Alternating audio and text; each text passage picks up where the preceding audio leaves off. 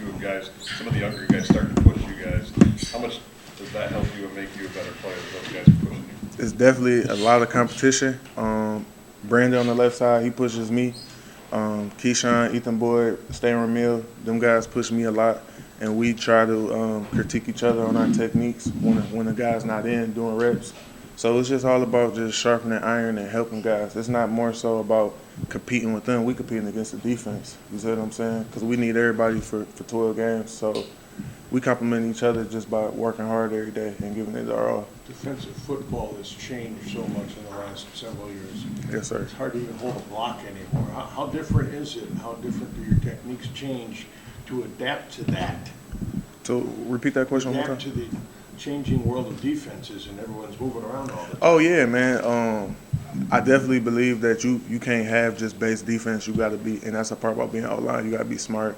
It's not about just being aggressive and coming off. It's just about understanding your keys and different guys and movement. And you got to be able to deal with that because every defense you're going to face is different. They might stem and shift and move, so you got to be able to pick all that up and execute it at a high level. One of the biggest areas of growth for Ethan Boyd, Coach Cap was saying, was his demeanor. And when he's confident, he's really good. So have you seen that from him, or what's his demeanor like this year? 100%. That's like my little brother because I was once in his position too. So I push him, and he's looking up to me. So we making each other better because I'm seeing him get better. So I'm like, damn, I can't slack off. He helped me step my game up to a whole different level, and I thank him for that. But he's ready, man. I'm excited for him and his growth since he's been here. How much last year was the depth a factor, like during the season? Do you feel like the lack of depth? I guess not really going. I would say the difference between this year and last year is I feel like we got a lot more depth, a lot more dudes in the room, and a lot more dudes who could play multiple positions as well. When you guys are taking the, I mean, there wasn't many plays off that you could have. No. But when you're like, because I know the defensive guys have talked about that, like the D tackles, about how much they had to rep and how hard it was. But how was it for you guys? Like, was that difficult as an offensive line? It definitely was difficult being in. I mean, because sometimes you already know, like, offensive lineman is one position that they don't really get too many subs. Just because, too, I mean, you in there for a long drive, and then you see a lot of DNs, they rotate in, and it's just like, oh, my God, I got to line up again. But now we got a lot of depth with the tackle room and the interior because dudes could snap, dudes could play different guard to right tackle, just shift it around. But last year, situations was just different, you know what I mean? But we back and better. How much of a fraternity is developed on the offensive line? You're all teammates, but is there something about the unity on the offensive line that keeps you guys close? Oh, 100%. One thing I noticed about playing offensive line, you can't do it by yourself. It's not just a 1 out of 5. You only as good as the dude next to you, and it's just about being a unit. So really just this summer, we just been kicking it, going out to eat, going to baseball games, just doing anything, having that continuity, and just really just understanding that, I mean, I'm only as good as the dude next to me, and I'm my brother's keeper. You know what I mean? In order for me to get what I want, I got to help somebody else get what they want. So it's just about helping each other and just brotherhood. We had a big steak dinner the other night, I hear. Oh, yeah, man. We went to Bodie's, got it in, did it the right way. Yeah. How'd you do? Oh, come on, man. Tomahawk boy. And lobster mac. That's it, Yeah, but how was your steaks at Coach Cap's house? yeah. Ooh, I mean, yeah, shout out to Coach Cap's wife. She got it in. She put them steaks out there. They got it in, man. I mean, they might have been up there with Bodie. I don't know. They might have been up there. One thing, too, with this team is obviously talking about size and all different positions. You guys only have 3 players who are not over 300 pounds. What's that going to do for you this year? How is that going to be help you be a little bit more dominant, maybe? It's the Big Ten. It's big boy ball. So really, we're gonna dominate the run this year, and I'm excited for that. We got a lot of versatile backs. So really, that size up front for us is very, very good, and it's gonna help us in the long run. Cap said, he was asked about the depth and the rotation. He said, if you asked me Monday, I'd have felt good. Today, not so much. I mean, we see glimpses of him coaching you. How much does he stay on you guys, even veterans and everybody, to be consistent, as he says? He's always on this, man. I would say he's probably the hardest coach in the building because offensive line is one of the positions where one mistake you must pay. Sometimes he gets hard on us, but we got to understand that's almost a compliment because, I mean, if a coach stops talking to you, then that's not good. So it's really just being able to be a pro and accept coaching and understand that you got to take the feelings out of it. It's not personal, it's just business. So just line up, do your job, and execute at a high level. Spencer, we've been hearing a lot about this whole offseason about the added size, about news that came in mostly on defense. How are you seeing that? Is that legit, and what is that? How different does that look over there? Man, I love our defense. I love our front seven. Shout out Simeon Barrow. Shout out Derek Harmon, Jalen Sammy, Maverick Hansen, Chris Bogle, Zion Young. All them dudes. It's no drop off. Brandon Wright. It's no drop off. It's AB. Like it's no drop off. NFL dudes up front. So for me, it's kind of like, I mean, if we could block them dudes out there, we could block anybody on Saturday, maybe even Sundays. You know what I mean? So it's definitely good on good every time. Does it look more like some of the fronts that you've seen in games, against other team starters or whatnot, like bigger teams? I'm comparing them to, you see them, yeah, I'm comparing them to guys who we playing on Saturdays. I mean, I haven't seen a lot of dudes in that interior. I think we got the best interior in the Big Ten.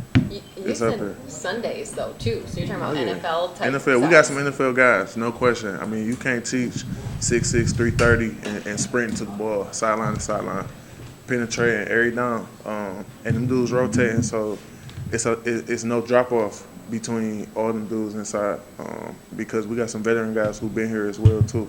How about the outside? Who's that guy that gives you the best challenge right now? Zion Young. He's a dude. Chris Bogle, he's a dude. Jacoby on the end, when I'm doing edge work, he's a dude. Shout out to Avery Dunn. He's a guy too. I feel like he's one of the best kept secrets as well. I feel like a lot of guys don't know how talented he is, but he's coming this year too. And Brule, edge rusher too. He's giving me a lot of work too. Spencer, we got to ask you about mental toughness. From your freshman year to your senior year, talk about the growth and what's helped you along the way, what things you've overcome, and how you were able to do it. Really with him upstairs, just understanding who I am and figuring out who I am, but being patient. Sometimes we feel like we know it all, but we don't. It's just being able to take a deep breath. You know what I mean? Understand yesterday's gone. Tomorrow you got a shot. It don't matter what you did. You know what I mean? You always can reinvent yourself. That just starts with self-improvement and, acknowledging it and owning it. You see what I'm saying? What about also coming in as a highly touted recruit? You've been the man in high school. Talk about the transition of just college football in general and how that kind of, makes you kind of reset a little bit. From high school to college, I would just say maturity. When you get in, I wouldn't say you think it's a game, but you don't know. You see what I'm saying? Until you're thrown out there in the fire. But it's really understanding the coach's job is on the line, program's job on the line. They're not just throwing anybody out there. You got to know what you're doing. You got to play with technique. And once again, one mistake you must pay. I mean, if 10 dudes out of 11 do what they're supposed to do, but the other guy don't do it, then the whole play busts. You see what I'm saying? So it's just about being consistent. And I had to learn consistency. I mean, you could ball for 10 good plays, but, I mean, the next play you have a catastrophic play, then, I mean, you erase all the good plays. You know what I mean? So just being able to be consistent all the way through. This the senior talking, not the freshman talking? Oh, yeah. No question. No question. Great, thank you. No Spencer, how are question. you feeling about the whole run game operation? Not just the line, but everyone working together. I'm excited. I'm definitely excited, but we got to see on Saturdays. I'm excited to see Nate Carter. I'm excited to see Jalen Berger, Jaren Mangle. All of them dudes got something different. But up front, I'm excited for me, JD, Nick coming back, and we're going to hold the O-line down, especially with Brandon Ball in there too. And I'm excited for sure. Coach Tuck seems to be trying to light a fire under the tight ends. Has there been some improvement run blocking wise?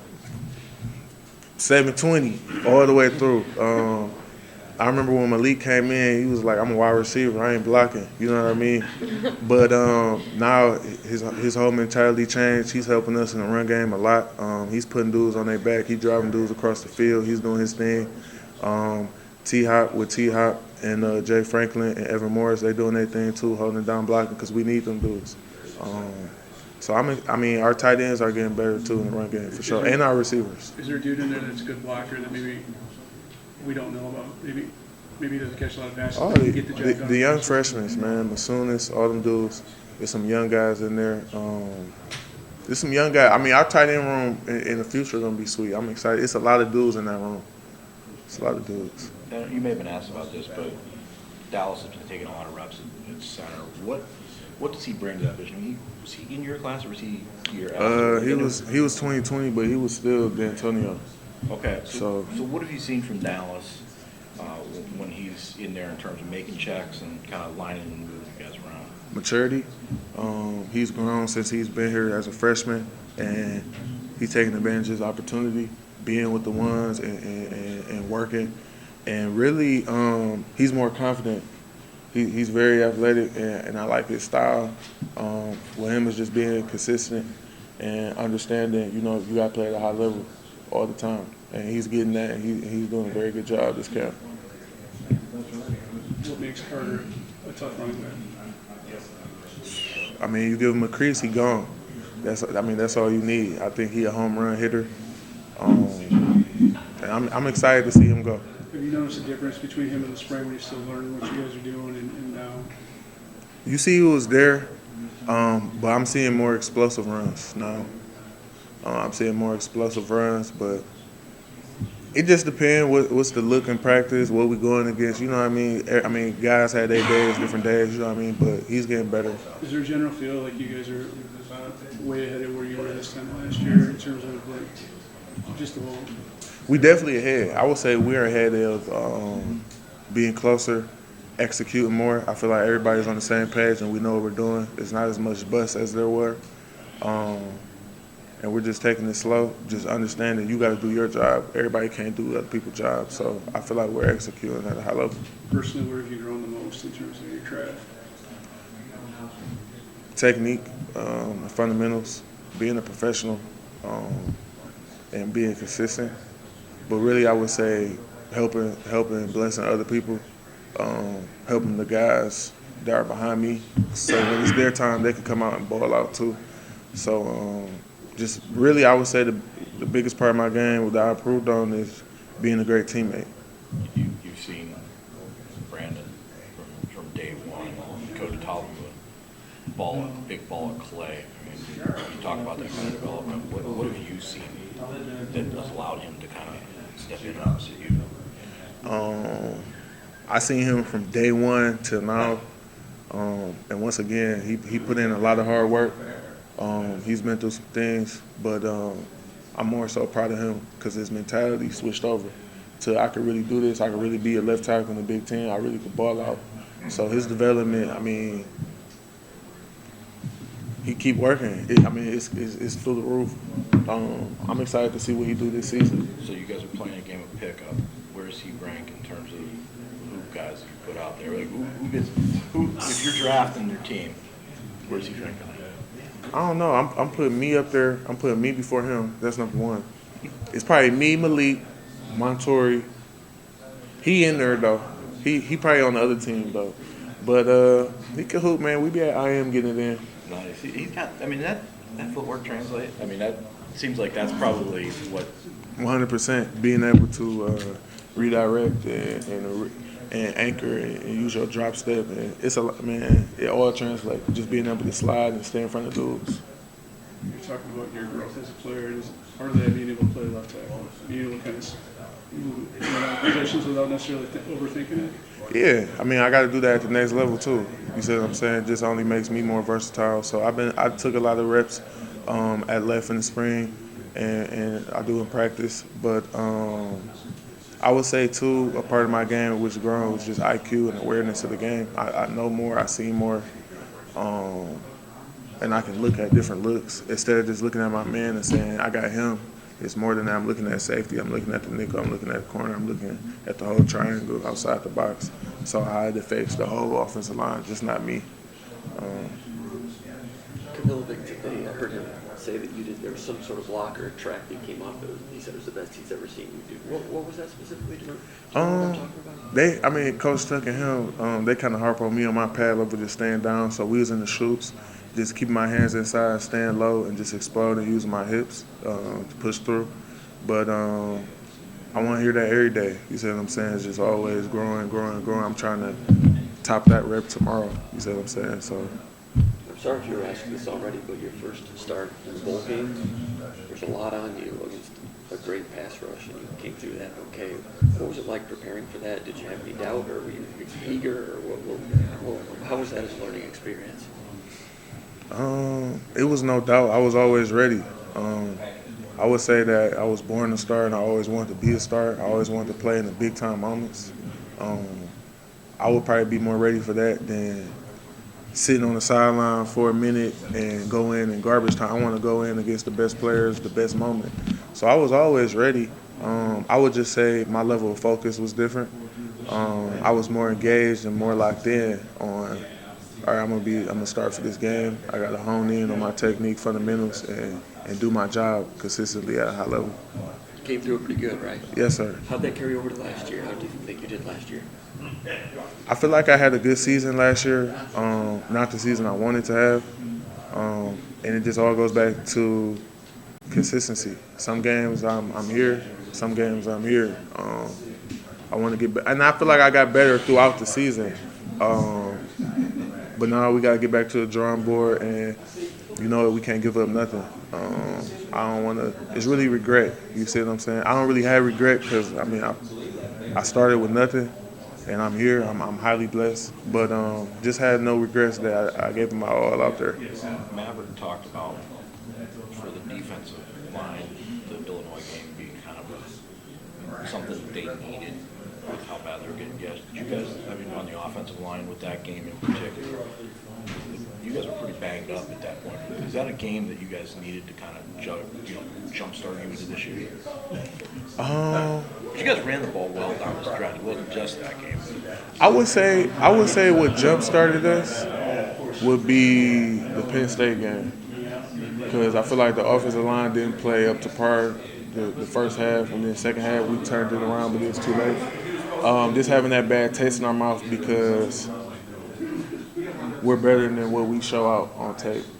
The Illinois game was, once again, it's disappointing because we beat the top 10. I don't know if they might have been like the best defense in the country. I don't know, some stat they were like highly rated, and we go out there and beat them, and it's like we could have did that the other games. So it's just, once again, it's just consistency and playing at a high level. Is controlling the clock something you guys talk about? Yeah. Like, I don't think you guys have won in the last 3 years the time of possession over the course of the season, but like to wear and grind out teams, that's something I think that you probably focus on a lot. And that's the big thing. No 3 and outs. We want to be able to drive the ball, had 13 play drives, 14 play drives, wear that time out. So we got possession of the ball. And usually the team who got the most possession of the ball wins them games. So we don't have our defense out there working the whole time. Spencer, these last two freshman classes, according to the rankings, have been pretty good, for the story from Michigan State. I'm just wondering what you notice about these true freshmen and last year's freshmen. Is there anything you see, like, do they look the part? Do they coming in pretty advanced? Coach Tuck